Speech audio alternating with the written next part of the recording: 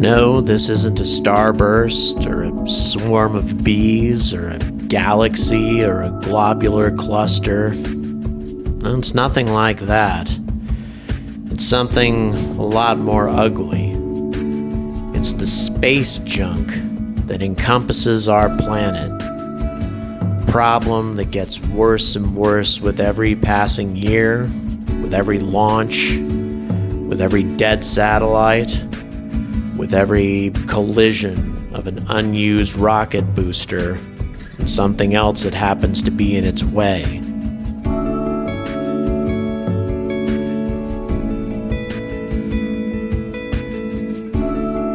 These fragments of our unused technology range in size from several meters to a few centimeters to a few millimeters, and yet every one of them represents a threat to every active vessel or station or anything else that we happen to put into orbit or anything that we try to launch. And what a lot of people are starting to argue is that something else that we're planning to put into orbit is going to make the problem a whole lot worse. And that problem is something that appeared in our skies only last year, like some kind of strange cosmic train. A lot of people didn't fully understand what it was, but it was unlike anything we had ever seen before. It wasn't any kind of phenomenon or UFOs. A lot of you probably know exactly what it was.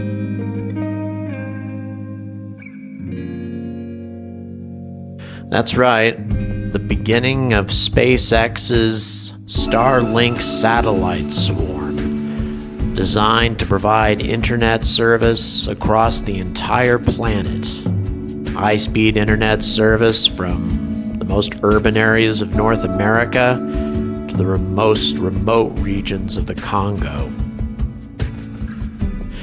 At the time of the recording of this episode, SpaceX only has 182 of these satellites in lower Earth orbit. But by the time they're through, there will be at least 12,000 of them, and perhaps thousands more. Is this going to represent a new economic and technological opportunity to underdeveloped areas of the world? Or is it going to represent the bane for ground astronomers and future missions into space alike for many decades to come?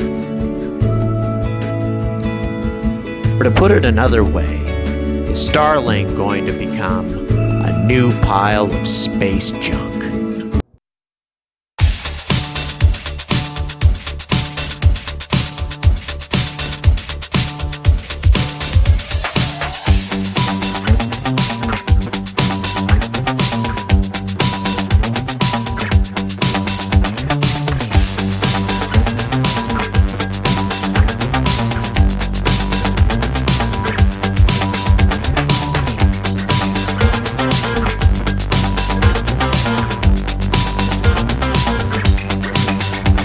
Houston, preparing for extravehicular activity.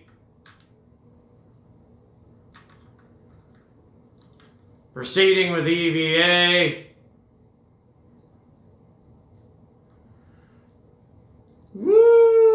Oh no, helmet's coming off already. Cheap NASA junk. Look out! Look out! There's space junk! Space junk!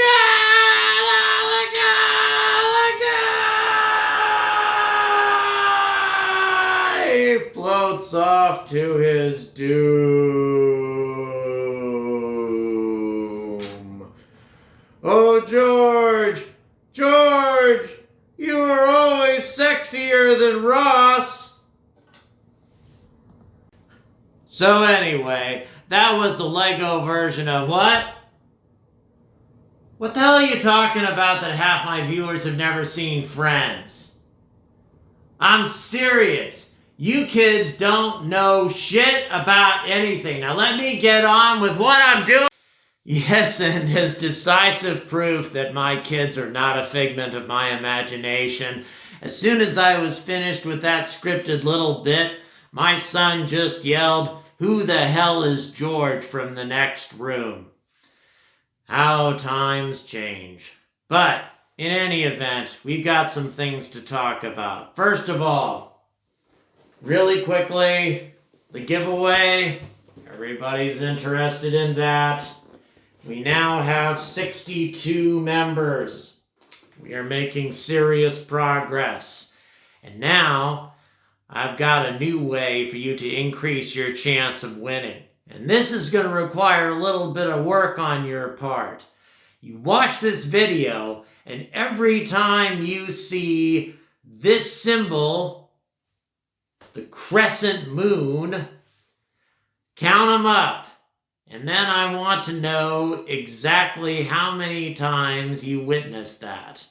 And email your findings to the email address that you'll find in the description beneath the video. Once again, count the number of times that you see the crescent moon in this video, email the results, and you will receive 20, count them, 20 entries into the giveaway, giving latecomers a chance to catch up, maybe, if they pay attention.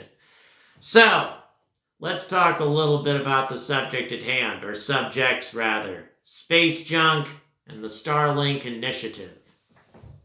So as I mentioned before, Starlink is a serious problem, or at least some people think it represents a serious problem to the overall space junk issue that we have circling our planet, especially in low Earth orbit.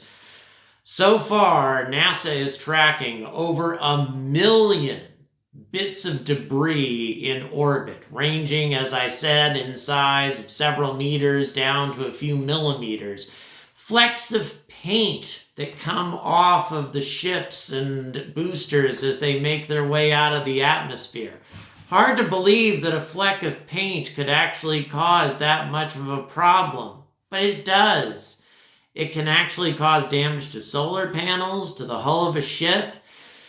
The inhabitants of the ISS on a regular basis hear disturbing sounds impacting on the outer hull of the ship. And on at least 3 occasions, the inhabitants of the ISS have had to evacuate to the Soyuz escape capsule that they have attached to the station in case that they are unable to avoid a projected large piece of space debris that would destroy the entire station. In other words, destroy the most expensive piece of equipment that mankind has ever built.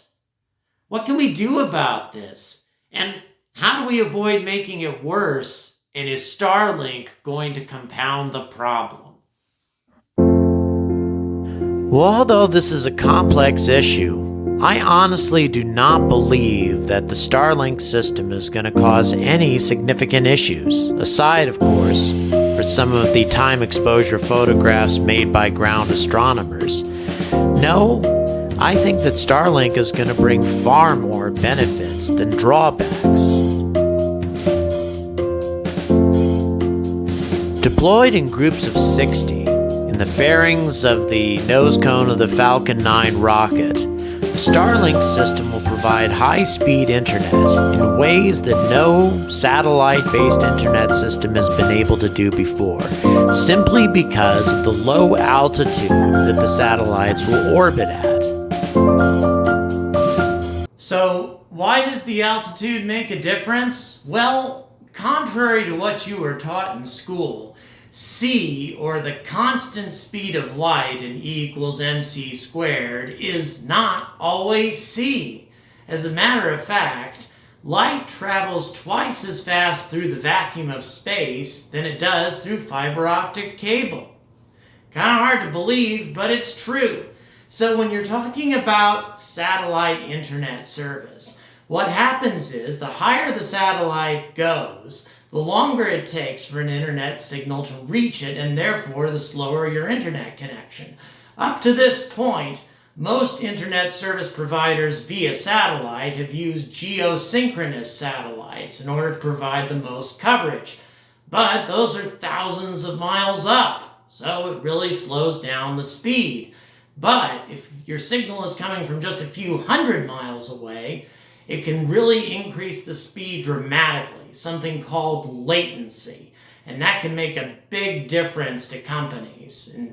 But I'm going to put you and myself to sleep talking about things in regards to how this could benefit big companies. It could actually benefit low-income communities as well, especially in rural areas of, say, Africa, the Middle East, Asia, that sort of thing. Because all this requires is a small transmitter the size of a pizza box and a power source of some kind. So if you're talking about a village that doesn't have electrical power, all you need is a small solar panel attached to it, and then a Wi-Fi device of some kind. None of these things are particularly expensive. So that means that a small village could have high-speed internet service faster than a lot of people in urban areas have, and all for the price of one transmitter, one Wi-Fi device, and a small solar panel. Something that even a poor village might be able to afford, especially if they got a grant or some kind of assistance from some other source or some nonprofit organization that helps folks in situations like that. So why does a small village in the Congo or Kenya or something give a damn as to whether or not they have high-speed internet service? Well, let me give you an example. Let's say that you've got somebody in a small village that wants to start an online merch company to sell the wicker baskets, the pottery, the other things that they make just day to day that don't have a particularly huge value in the village itself, but might be quite valuable to somebody in New York or London or somebody looking for a fancy tribal decoration. So they could start their own company using this high-speed internet service at minimal cost and then ship their merch all across the globe and make themselves a fortune. This could really change the future of low-income rural areas in underdeveloped countries. Now, this is just one of many examples, actually. Also, it could provide education, assistance to schools in underdeveloped nations, all sorts of things that could really be a game changer for these people. And all for a very, very low price, at least the way Elon Musk is pitching it. So, if we have 12,000 of these satellites, for example, we're looking at thorough global coverage 24 hours a day, extremely high-speed service. As a matter of fact, it's something I think I would personally be interested in given the price he's talking about. $80 for a residential customer a month for a speed that's way better than what I currently get? Sounds pretty good to me. But in any event, how does this affect space development, space travel, and space junk? Is it positive or negative? Well, 12,000 satellites may sound like a hell of a lot, but given that there's already over 1 million things up there already, it's not that awful. And as a matter of fact, the satellites that are going up now are going to be much better than what is currently causing a problem in orbit because of the krypton thrusters that these satellites are equipped with. These thrusters use ionized particles to provide power, to push the satellite out of any potential collisions, and also to drive the satellite back into the atmosphere to burn up harmlessly when the satellite has reached the end of its usable life. So Starlink is designed to avoid producing more space junk by avoiding collisions and also taking itself out of orbit when necessary. I mean, what's the drawback? Sign me up! So what's this going to do for SpaceX? Well, according to Gwynne Shotwell, his COO, or Elon Musk's COO rather, and Mr. Musk himself, this is going to bring in $50 billion for the company per year once the system is in full operation and they have their entire customer base established. $50 billion, or more than double of NASA's entire budget. But the real advantage is what they intend to use it for.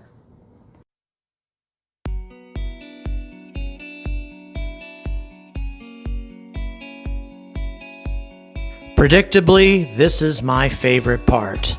SpaceX intends to use the vast majority of this $50 billion a year to develop and continue to produce this revolutionary ship, the SpaceX Starship.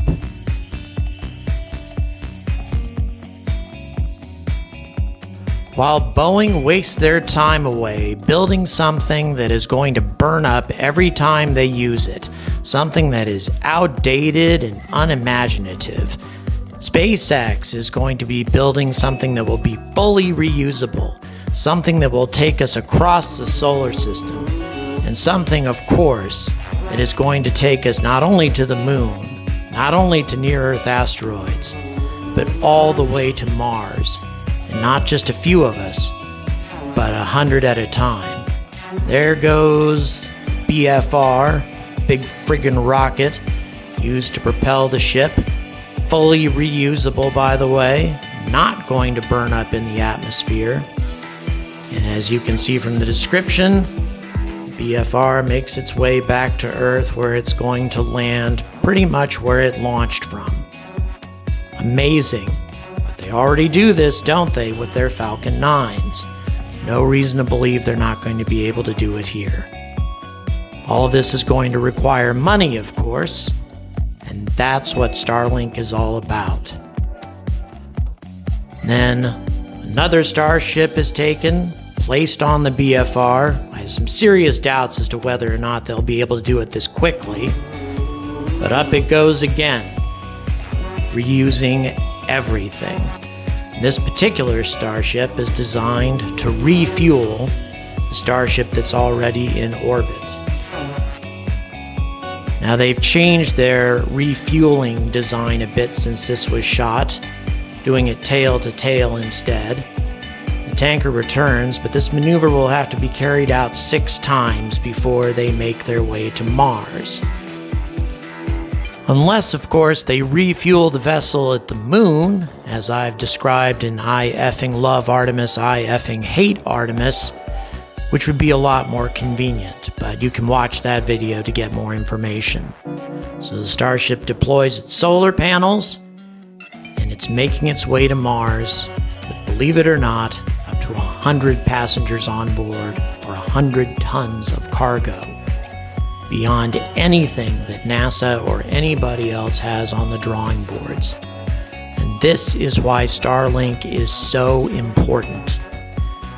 Billions of dollars are going to be required to build something like this, and that's what Starlink is going to do.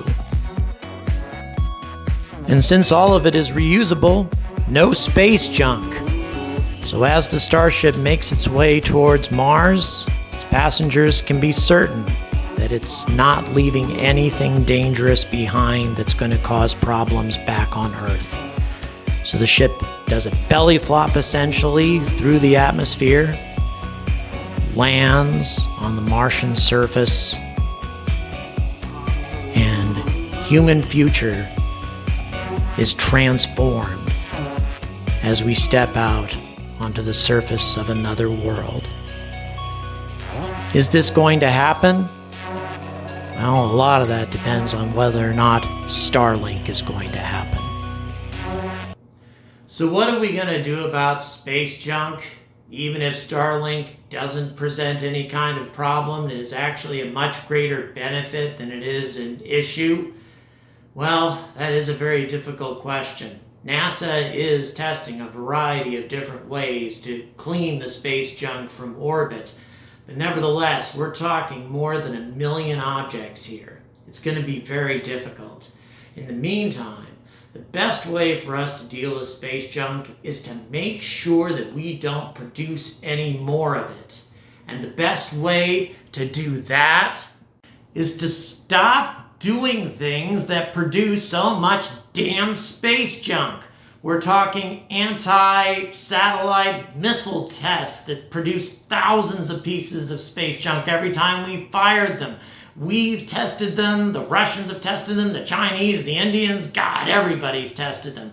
We also can't leave unused boosters in high orbit. They're eventually going to crash into something and produce thousands more pieces of space junk. We can't allow satellites to go dead on us and then crash into something else, producing even more space junk. Every satellite needs to be designed to re-enter the atmosphere once it's reached the end of its usable life.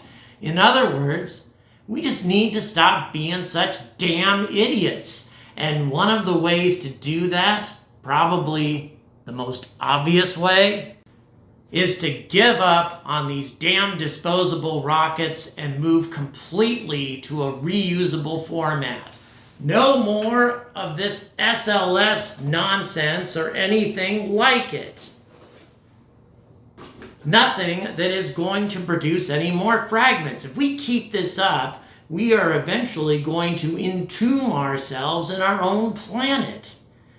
We can't afford to do that. Everybody knows that. And there's an obvious solution to it. SpaceX is already doing it. Blue Origin is doing it. A variety of companies are doing it. The only reason others aren't is because they're too lazy or they don't want to invest the money. It has to stop, and it has to stop now. In the meantime, I hope you enjoyed my little game of finding crescent moons, and hopefully you came up with the right answer. I have the email once again in the description of the video. Just send me an answer. If you send me an answer of any kind, I'm going to give you 4 entries into the giveaway. If you send me the correct answer, I'm going to give you, like I said before, 20 entries into the giveaway. Give you a really good chance of winning. So keep your eyes open. Watch for those crescent moons. Sorry to make you go back to the beginning of the video, but as I'm sure you can probably tell, this was sort of a method to encourage you to watch the whole video and get something out of this, because that's why I started this channel in the first place, is to help teach people what's wrong with our space policy and how we might be able to fix it. So in the meantime, by the way, I have completed the second prize. Hope you like it. This is only part of it, by the way. I showed you the rover and other things that come with this, but that's just the second prize. It's kind of a miniature space shuttle, really cool. So best of luck to you winning this or this. And also, I'm going to announce officially for the first time that once we have 100 subscribers, I am going to start a brand new Lego giveaway of something even cooler than this, in my opinion. So until next time, stay angry about space.